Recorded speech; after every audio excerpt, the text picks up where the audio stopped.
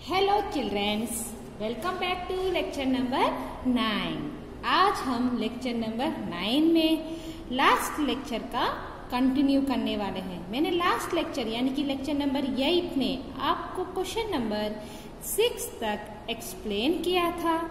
अब मैं उसका नेक्स्ट कंटिन्यूएशन इस लेक्चर में करने वाली हूँ। Okay, shall we start the lecture. So आज का क्वेश्चन है क्वेश्चन नंबर 8।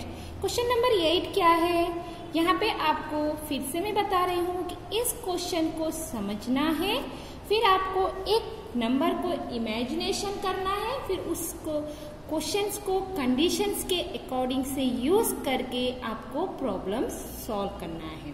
तो देखिए, half of a herd of deer are grazing in the field and 3/4 of the remaining and playing nearby the lake.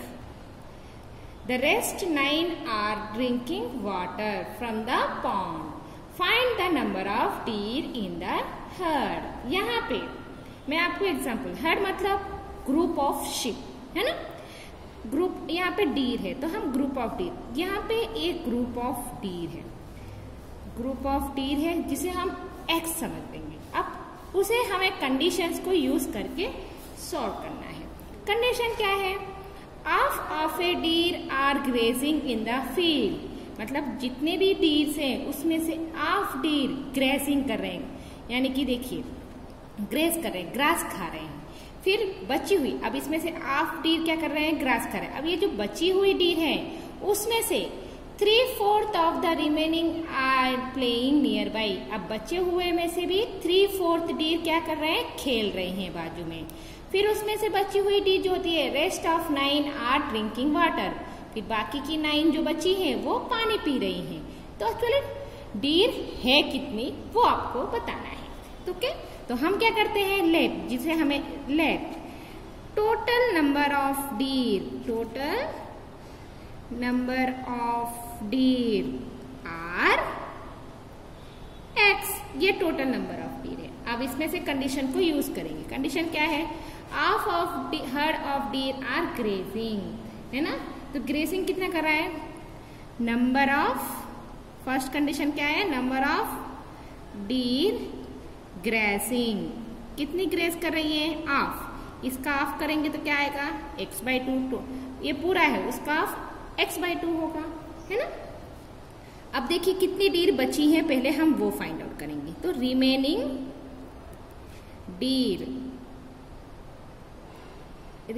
Deer are, पूरे में से, total में से ऑफ जो ग्रेस कर रहे हैं, जो ग्रास कर रहे हैं उसे माइनस कर देती हूँ। टोटल डीर में से जितनी डीर ग्रास खा रही हैं उसे हम माइनस कर देते हैं। टोटल एक्स है, ग्रास कितनी खा रही है, x/2 से माइनस कर देंगे तो बची हुई डीर कितनी है वो पता चल जाएगी। देखिए ये टोटल है, उसमें से हाफ डीर ग्रास खा रही हैं, तो ये कितनी डीर है, तो इसे हम करेंगे तो क्या आएगा, एलसीएम करेंगे तो 1, तो 2x - x/2 which is equal to x/2। तो बची हुई डीर कितनी है, x/2। ओके, अब इससे यूज करके हम नेक्स्ट कंडीशन अपनाएंगे। नेक्स्ट कंडीशन क्या है, 3/4 of the remaining are playing nearby, है ना। तो नियर बाय डीर कितनी खेल रही है, deer playing near by, playing near by कितनी है, 3/4, क्या, of the remaining, 3/4 of the remaining, remaining कितनी है, x/2। तो कितना हुआ, 3x 4 2 3x 4 2 8। तो डीर जो खेल रही है वो कितनी है, 3x/8। अब बाकी का the rest are 9 are drinking water, है ना। Number of deer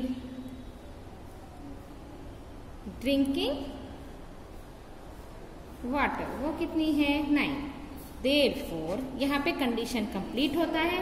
Therefore, total deer are, total deer कैसी है, टोटल कितनी है, x is equal to half are grazing water, grass खा रही है, ये खेल रही हैं, क्या खेल रही हैं, ये वाली है ना, 3x अपॉन 8 और 9 बची हैं। देखिए आप ग्रास खा रही हैं, 3 बाकी की बची हुई में से 3/4 खेल रहे हैं, 9 वाटर पी रही। जब इन तीनों को प्लस करेंगे तो आपको क्या आएगा, टोटल आएगा, है ना। तो अब इसे सॉल्व करते हैं। सॉल्व करने के लिए मैं x वाला यहाँ पे लेफ्ट हैंड साइड में लेकर आ जाती हूँ।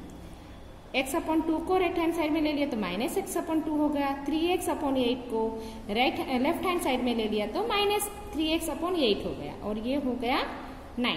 ओके, अब इसके एलसीएम निकालेंगे। 2 और 8 का एलसीएम निकालेंगे तो कितना आएगा, 2 का 8 का एलसीएम निकालेंगे, 2 1 जा 2 4 जा, 2 1 जा 2 2 जा 2 1 जा 1 जा, तो एलसीएम कितना है, 2 2 जा 4 4 2 जा 8। तो इसे हमें 8 करना है तो 8 से मल्टीप्लाई करेंगे। 2 को 8 में चेंज करने के लिए 4 से मल्टीप्लाई करेंगे और यहाँ पे 1 से, तो क्या आएगा, 8x minus 4x minus 3x upon 8 which is equal to 9। Okay, इसे हम सॉल्व करेंगे तो कितना आया हमें, फिर से मैं यहाँ पे वही स्टेप लिख लेती हूँ जो आपको दिखाई दे। ओके ना, विच इज इक्वल टू 9। अब इस 8 को मैं इस तरह भेज देती हूँ, तो 8x minus 4x minus 3x, 9 into 8 plus into minus minus 8 minus 4 4x, 4x 8 बड़ा है तो plus 4x minus 3x which is equal to 9 8 जा 72। तो x इज इक्वल टू 72 है ना। 4x माइनस 3x कितना आएगा, 72। देयरफॉर नंबर ऑफ डीर कितनी है, number of deer is equal to 72। पूरी नंबर ऑफ डीर कितनी थी वहां पे, 72। ओके, अब क्वेश्चन नंबर 2। क्वेश्चन नंबर 9 क्या है, क्वेश्चन नंबर 9 में दिया है ए grandfather is 10 times older than his granddaughter. He is also 53 years older than her. Find her present age. ये कह रहा है कि ग्रैंडफादर जो है वो अपनी ग्रैंड से 10 times older है, मतलब 10 times। अगर जैसे कि ग्रैंड डॉटर की एज 1 year है तो ग्रैंडफादर की एज 10, उनके बीच में 10 years का 10 times years का डिफरेंस है। 10 times नॉट 10 years, 10 years का डिफरेंस नहीं है। ग्रैंड डॉटर की एज को 10 टाइम रिपीट करेंगे तो वो जाके 10 टाइम्स होता है। ओके, तो हमें present age of granddaughter चाहिए, है ना। तो हम पहले ग्रैंड डॉटर की present age, let present age of granddaughter is x years, मैंने ये ले लिया। अब हम कंडीशंस को यूज करेंगे। कंडीशन क्या है, ग्रैंडफादर की एज कैसी है, grandfather is 10 times older than his granddaughter. Grandfather is 10 times older than his granddaughter. Granddaughter से कितनी एज की ओल्डर है, 10 times, is equal to 10x years, क्योंकि डॉटर की एज 10 है, उसकी 10 टाइम्स है, यानी कि x को 10 टाइम्स मल्टीप्लाई करेंगे तो 10x आएगा। नेक्स्ट कंडीशन क्या है, ही is also 54 years older than her। यहाँ पे ये कहा है कि he is also 54 years older than her। So present age of daughter plus 54 years is equal to grandfather age. इसका मतलब क्या है, देखिए ये कह रहा है कि ग्रैंडफादर जो है 54 years ओल्डर है, किससे, ग्रैंड डॉटर से। तो मैंने ग्रैंड डॉटर की प्रेजेंट एज को 54 प्लस कर दिया, तो वो किसकी एज हो गई, ग्रैंडफादर की एज हो गई, है ना। डॉटर की एज और उनकी प्लस 54 years, डॉटर की एज से वो 54 years ज्यादा है, तो उसका मतलब उनकी एज के साथ अगर डॉटर की एज को प्लस कर दूं तो उनकी ग्रैंडफादर की एज पता चल जाएगी, है ना। तो क्या आएगा, x plus 54 is equal to 10x। तो x minus 10x is equal to minus 54। 10x left hand side में आया तो माइनस 10x हो गया, फिर प्लस 54 राइट हैंड साइड में आया तो माइनस 54 हो गया, plus minus minus 10 minus 1 9x minus 9x is equal to minus 54। Okay, तो 9 is equal to minus 54 by minus 9 है ना, x इज इक्वल टू वहीं पे छोड़ दिया, माइनस माइनस प्लस हो जाएगा, 9 1 सा 9 1 सा 9 9 4 सा 54 सॉरी 9 6 सा 54 है ना, तो x is equal to 6 years, x is equal to how many years 6 years.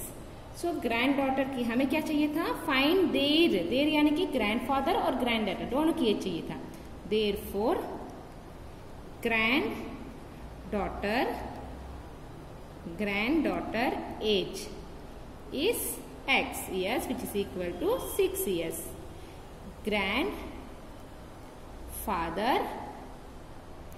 age is 10x which is equal to 10 into 6 which is equal to 60 years। Okay, ये है क्वेश्चन नंबर 9। अब क्वेश्चन नंबर 10। क्वेश्चन नंबर 10 क्या है, अमन्स age is 3 times his son's age, then 10 years ago he was 5 times his son's age, find their present age। देखिए अमन की as किसके साथ compare हो रही है, उसके सन के साथ एज कंपेयर हो रही है ना, तो जिसके साथ कंपेयर हो रही है उसको हमें x लेना है। तो अगर सन की एज x है तो अमन की एज कैसी हो जाएगी, 3 टाइम्स यानी कि 3x, इज इट, वो होगी उनकी प्रेजेंट अभी की एज। अब 10 ईयर्स एगो यानी कि 10 ईयर्स पहले सन की एज कैसी होगी, प्रेजेंट एज में से 10 ईयर्स पहले कहा है तो x माइनस 10 होगा, तो अमन की एज कैसी हो जाएगी 3x माइनस 10 है ना।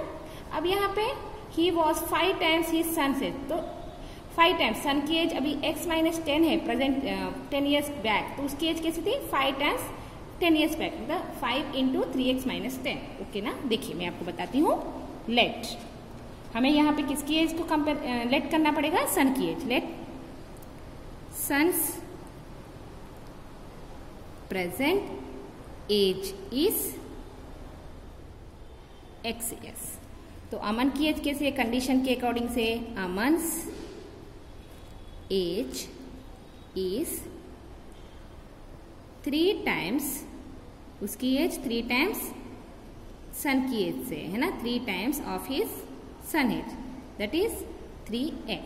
ओके, अब 10 ईयर्स एगो कहा है, तो 10 ईयर्स एगो उनकी कंडीशन कैसी रहेगी, 10 ईयर्स एगो, तो सन की एज कैसी रहेगी 10 ईयर्स पहले, son's age is present age में से 10 ईयर्स को माइनस कर दें, 10 ईयर्स पहले मतलब है ना। अभी अगर आपकी एज 15 ईयर्स है, 5 ईयर्स पहले कितनी होगी, तो 15 में से 5 माइनस करेंगे तो 10 ईयर्स है। आप 10 साल के थे जब 5 साल के पहले है ना, उसी तरह से 10 साल पहले उसकी एज कैसी होगी, प्रेजेंट एज में से 10 ईयर्स को माइनस कर देंगे, तो अमन की एज कैसे आएगी, अमन्स एज इज उसकी प्रेजेंट एज में से 10 ईयर्स को माइनस कर देना। ओके, अब यहाँ पे एक कंडीशन है, he was 5 times his son's age, फिर से कंडीशन यूज करते हैं, ही यानी कि Aman's age is 5 times his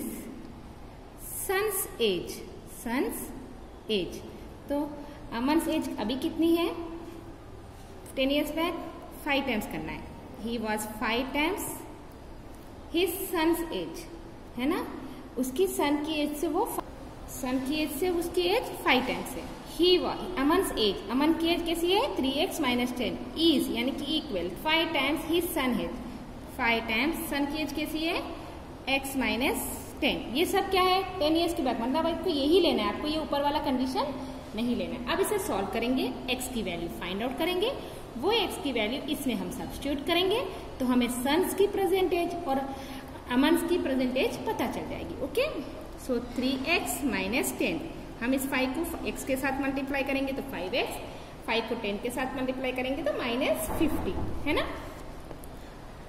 मैं इस 5x को लेफ्ट हैंड साइड में लेकर आ जाऊंगी तो माइनस 5x हो जाएगा, माइनस 50 यहीं पे रहेगा और ये प्लस 10 हो जाएगा, प्लस माइनस माइनस 5 माइनस 3 2, तो minus 2x which is equal to minus 40, x is equal to कितना आएगा 40 अपॉन -2, माइनस माइनस प्लस हो जाएगा, 2 1 सा 2 20 सा, है ना। तो therefore x is equal to 20 आया, ये x की वैल्यू है। Therefore present age of son is x which is equal to 20 years. Aman's age is 3x which is equal to 3 into 20 which is equal to 60 years. Okay, ये है उसके father और उसकी as, है ना। यहाँ पे ये एक्सरसाइज कंप्लीट होती है। Now we will start exercise 2.5। Exercise 2.5 solve the following linear equation. आपको इक्वेशन को सॉल्व करना है, यानी कि आपको x की वैल्यू हो, वेरिएबल्स की वैल्यू फाइंड आउट करनी। चाहे यहाँ पे वेरिएबल्स कुछ भी हो सकता है, ए बी सी डी में कोई भी वेरिएबल हो, आपको उसकी वैल्यू फाइंड आउट करनी है उस लीनियर इक्वेशन को सॉल्व करके। ओके, तो देखिए हम सॉल्व करते हैं। यहाँ पे क्वेश्चन क्या है, x/2 minus 1/5 is equal to x/3 plus 1/4। तो हम क्या करेंगे, वेरिएबल वाला लेटर वन साइड लिख देंगे और बिना वेरिएबल की मतलब न्यूमेरिकल नंबर्स जो है वो हम राइट साइड लेकर आ जाएंगे। तो वेरिएबल्स वाले को हम लेफ्ट साइड ला लेते हैं। तो यहाँ पे हो जाएगा -3x, है ना, ये +3x है, तो लेफ्ट हैंड साइड में जाएगा तो -3x हो जाएगा। 1/4 बचा है यहाँ पे, और ये -1/5 राइट हैंड साइड में आएगा तो +1/5 हो जाएगा। अब आपको यहाँ पे इन दोनों के बीच में भी एलसीएम निकालना पड़ेगा और इसके लिए इनके बीच में भी एलसीएम निकालना पड़ेगा। तो पहले मैं 2 और 3 का एलसीएम निकालेंगे। 2, 3 का अगर आप एलसीएम निकालोगे तो 2 1 सा 3, 3 1 सा 3 1 सा, तो ये हो जाएगा 2 into 3 which is equal to 6। तो इसे 6 है, हमारा डिनोमिनेटर क्या आएगा 6। तो 2 को 3 से मल्टीप्लाई करना पड़ेगा एलसीएम में 6 में चेंज करने के लिए, और 3 को 2 से मल्टीप्लाई करना पड़ेगा। तो कैसा आएगा 3x माइनस 2x अपॉन 6, मैंने कॉमन ले लिया है। अब 4 और 5 का एलसीएम निकालेंगे। 4, 5 का एलसीएम निकालेंगे तो 2 2 जा 4, 5 2 1 जा 5, 5 1 जा 1। तो एलसीएम कितना है 2 2 जा 4, 4 5 जा 20, है ना। तो हमें यहाँ पे 5 से मल्टीप्लाई करना पड़ेगा और यहाँ पे हमें 4 से। तो 5 1 जा 5 अपॉन 20 प्लस 4 अपॉन 20। तो इसका कितना आएगा 5 plus 4 upon 20, 3x minus 2x x upon 6। So x upon 6 is equal to 9 upon 20 है, क्योंकि 5 प्लस 4 होगा 9। So x is equal to 9 कैसा है, डिवीजन की पोजीशन में है तो वो इनटू की पोजीशन में आ जाएगा, है ना। अब इसे कैंसिल करना है, 2 3 जा 6, 2 10 जा, तो x is equal to 27 upon 10। ये है फर्स्ट प्रॉब्लम। ओके, अब सेकेंड प्रॉब्लम आपको अपने आप से सॉल्व करना है। क्वेश्चन क्या है सेकेंड का, n upon 2 minus 3n upon 4 plus 5n upon 6 which is equal to 21। यहाँ पे आपको वेरिएबल ऑलरेडी वन साइड में दिया है, बस आपको एलसीएम निकालना है, वेरिएबल्स के बीच में मल्टीप्लाई प्रोसेस कंटिन्यू कर देना है। ओके, यहाँ पे कोई आपको लेफ्ट और राइट साइड में लेके जाने की जरूरत नहीं है। अब क्वेश्चन 4, आपको क्वेश्चन 3 भी यहाँ पे दिया है। यहाँ पे जब आप वेरिएबल्स को राइट साइड या लेफ्ट साइड में लेके जाते हो तो आपको सिंबल पे ध्यान देना है। क्वेश्चन 3 भी आप अपने आप से करोगे, क्वेश्चन 4 भी आपको अपने आप से करना है। नेक्स्ट, ओके, अब मैं आपको क्वेश्चन 5 एक्सप्लेन करती हूँ। क्वेश्चन 5 थोड़ा ध्यान देना है, वैसे तो वह है इजी, बट आपको थोड़ा सा ध्यान देना पड़ेगा क्योंकि सिंबल में कंफ्यूजन हो सकती है। क्वेश्चन 5 क्या है, 3t minus 2 upon 4 minus 2t plus 3 upon 3 is equal to 2 upon 3 minus t। पहले तो मैं वेरिएबल्स वन साइड कर देती हूँ और बिना वेरिएबल्स के एक साथ। तो देखिए ये जो अपॉन है, ये जो 4 है, ये 4 इसको पूरे 3t और माइनस 2 को बिलोंग करता है, और ये जो 3 है 2t प्लस 3 को, मतलब आपको 2t को भी देना है और 3 को भी देना है, इसको भी बिलोंग करता है। तो आपको 2 मेथड है। एक मेथड मैंने आपकी पीडीएफ में सॉल्व करके दिखाया है, दूसरा मेथड मैं आपको यहाँ पे दिखाती हूँ। मैं क्या कर देती हूँ, इस फ्रैक्शन यहाँ पे जो 4 है उसे मैं सेपरेट कर देती हूँ, मतलब 3t/4 माइनस 2/4, इस 4 को मैंने सेपरेट कर दिया। ठीक है, अब यहाँ पे जो माइनस है, इस माइनस को आपको इन दोनों को इन्वॉल्व करना है। ये जो माइनस है बीच में है, बीच में है मतलब ये इसका भी है और इसी माइनस को आपको 3 को भी देना है। मैंने आपको काफी बार इस बारे में बताया हुआ है ना। तो -2t/3, अगर यहाँ पे माइनस होता तो माइनस माइनस प्लस आता, लेकिन यहाँ पे प्लस है तो माइनस प्लस माइनस, -3/3 मैंने ये भी सेपरेट कर दिया, 2/3 -3, ये यहाँ पे हो गया। अब आपको क्या करना है, वेरिएबल वाला एक साइड, बिना वेरिएबल के वन साइड। सो 3t/4 -2t/3, ये वेरिएबल के बिना, इसको मैं बाद में लिखूंगी, ये वाला वेरिएबल है। फिर यहाँ पे है, ये लेफ्ट हैंड साइड में जाएगा तो +t हो जाएगा। अब यहाँ पे क्या बचा, 2/3, राइट लेफ्ट हैंड साइड से राइट हैंड साइड में क्या आएगा, +2/4 +3/3। ओके, अब एलसीएम निकालते हैं। वेरिएबल वाले में एलसीएम देखिए 4, 3 और 1, मैं यहाँ पे निकालती हूँ। 4, 3 का 1 का एलसीएम निकालेंगे तो 2 2 जा 3 1, 2 1 जा 3 3, 3 1 जा 1, तो 2 2 जा 4, 4 3 जा 12। तो इनकी एलसीएम क्या है, 12 है, तो मैं पहले से इसे कॉमेंट कर देती हूँ 12। अब 4 को 12 में चेंज करने के लिए आपको 3 से मल्टीप्लाई करना पड़ेगा, 3 को 12 में चेंज करने के लिए 12 से मल्टीप्लाई करना पड़ेगा, और यहाँ पे आपको 12 से मल्टीप्लाई करना पड़ेगा। तो 3 3 जा 9t माइनस 2 4 जा 8t प्लस, क्योंकि यहाँ पे प्लस है, t 12 जा 12t, ये हो गया। अब यहाँ पे 3, 4, 3 का एलसीएम निकालेंगे।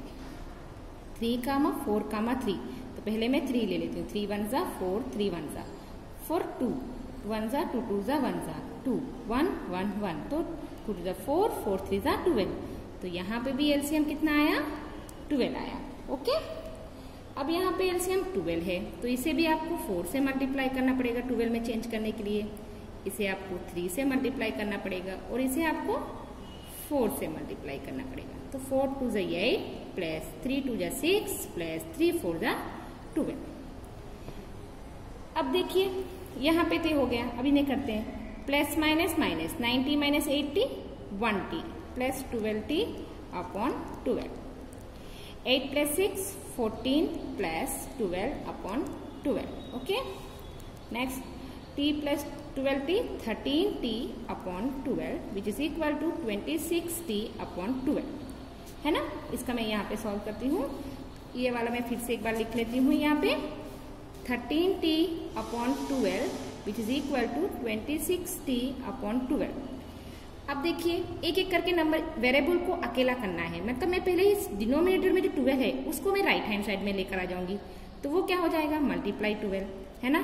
तो मैं ये 12 कैंसिल कर देती हूँ। अब क्या बचा, 13t is equal to 26, so t is equal to 26/13, 13 1 जा 13, है ना, 13 1 जा 13 हो जाएगा, 13 2 जा 26, तो t इज इक्वल टू 2।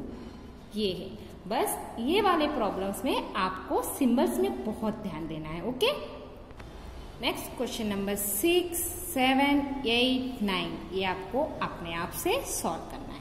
आपको मैं एक चीज बताऊंगी कि यहाँ पे देखिए फिर से ये जो माइनस है, -2 को आपको ब्रैकेट के अंदर लेके जाना है, यानी कि -2 को आपको y से मल्टीप्लाई करना है, 2 को आपको 9 से भी मल्टीप्लाई करना है, उसके साथ साथ आपको सिंबल पे भी ध्यान देना है। ओके, अब मैं आपको last problem question number 10 explain करती हूँ। क्वेश्चन नंबर 10 देखिए, जिस तरह से ये माइनस मैंने बोला वही उसी तरह से ये वाला नंबर है, बस जिस तरह से मैं ये क्वेश्चन 10 सॉल्व करूंगी वैसे ही आपको इसे सॉल्व करना है। बस ये है कि यहाँ पे पॉइंट है और यहाँ पे पॉइंट नहीं है। तो देखिए सबसे पहले मैं क्या करूंगी, इस पॉइंट को हटा देती हूँ। पॉइंट को हटा दूंगी तो क्या हो जाएगा, ये फ्रैक्शन में चेंज हो जाएगा, जो आपके लिए बहुत ईजी हो जाएगा। 2 नंबर्स के बाद पॉइंट है, इसलिए नीचे मैंने 100 लिखा है। ओके, इसके बाद कुछ कैंसिलेशन मत कीजिए। नेक्स्ट मैं क्या करूंगी, इसे हम 25/100 को ब्रैकेट के अंदर लेके जाएंगे। तो यहाँ पे प्लस है तो 25 × 4 हो जाएगा 100/100, 25 4 जा 100, ये नीचे कुछ नहीं है, मतलब 100 1 जा 100, प्लस माइनस माइनस, 25 3 जा 75, है ना। 75 यहाँ पे भी कुछ नहीं है, मतलब 1 यानी कि 100। अब यहाँ पे 5 10 50f upon 100 minus 45 upon 100। Okay, अब वेरिएबल वाला एक साइड ला लीजिए, तो 100f upon 100 minus 50f upon 100, और बिना वेरिएबल के राइट हैंड साइड में लेकर आ जाते हैं, तो माइनस है तो ये हो जाएगा प्लस 75 अपॉन 100। अब देखिए एलसीएम तो निकालने की जरूरत है ही नहीं क्योंकि पहले से ही वो सेम है, तो 100f माइनस 50f, और यहाँ पे भी 100 कॉमन कर देते हैं, minus 45 plus 75, 100f minus 50f हो जाएगा 50f अपॉन 100, और प्लस माइनस माइनस 75 माइनस 45 हो जाएगा 30 अपॉन 100, है ना। 50f, मैं 50f को वहीं पे छोड़ देती हूँ, और जो नीचे 100 है वो राइट हैंड साइड में लेकर आ जाऊंगी तो वो 100 हो जाएगा, तो 100 को मैं कैंसिल कर देती हूँ। अब क्या बचा, 50f is equal to 30, f यहीं पे छोड़ दीजिए, उसे हम नीचे डिवीजन की पोजीशन में लिख देंगे क्योंकि वो मल्टीप्लीकेशन की पोजीशन में है 50, तो 0 कैंसिल कर दीजिए, तो f इज इक्वल टू 3/5। ये है answer of the question 10, last question of this exercise. We will meet in the next class with a new topic. Take care. Bye.